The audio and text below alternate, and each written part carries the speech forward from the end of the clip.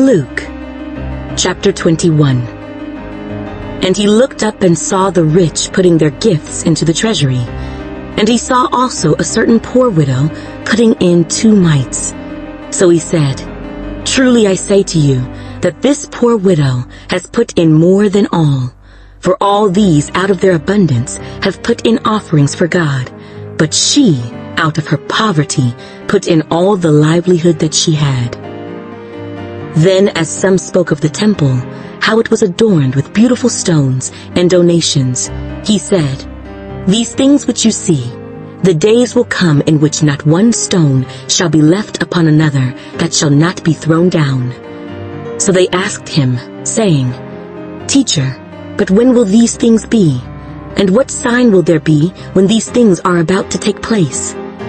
And he said, Take heed that you not be deceived, for many will come in my name, saying, I am he, and the time has drawn near.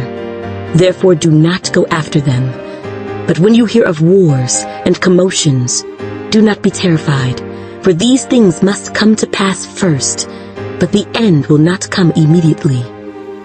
Then he said to them, Nation will rise against nation, and kingdom against kingdom, and there will be great earthquakes in various places, and famines, and pestilences, and there will be fearful sights and great signs from heaven. But before all these things, they will lay their hands on you and persecute you, delivering you up to the synagogues and prisons.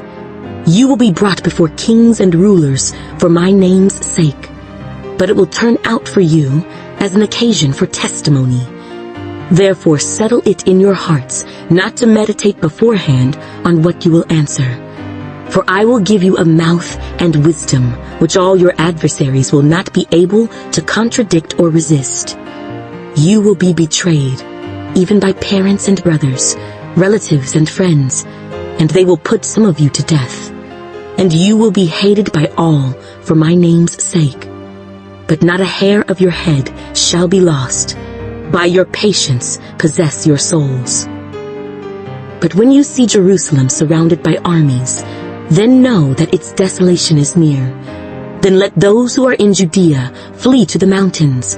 Let those who are in the midst of her depart. And let not those who are in the country enter her. For these are the days of vengeance, that all things which are written may be fulfilled. But woe to those who are pregnant, and to those who are nursing babies in those days. For there will be great distress in the land, and wrath upon this people. And they will fall by the edge of the sword, and be led away captive into all nations. And Jerusalem will be trampled by Gentiles, until the times of the Gentiles are fulfilled.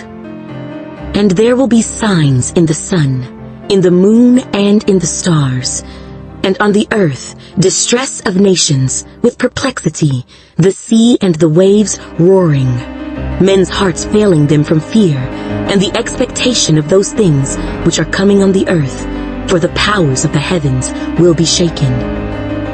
Then they will see the Son of Man coming in a cloud with power and great glory. Now when these things begin to happen, look up and lift up your heads, because your redemption draws near. Then he spoke to them a parable. Look at the fig tree and all the trees. When they are already budding, you see and know for yourselves that summer is now near. So you also, when you see these things happening, know that the kingdom of God is near. Assuredly I say to you, this generation will by no means pass away till all things take place. Heaven and earth will pass away, but my words will by no means pass away. But take heed to yourselves, lest your hearts be weighed down with carousing, drunkenness, and cares of this life, and that day come on you unexpectedly. For it will come as a snare on all those who dwell on the face of the whole earth. Watch therefore, and pray always that you may be counted worthy to escape all these things that will come to pass, and to stand before the Son of Man. And in the daytime he was teaching in the temple, but at night he went out and stayed on the mountain called Olivet. Then early in the morning all the people came to him in the temple to hear him.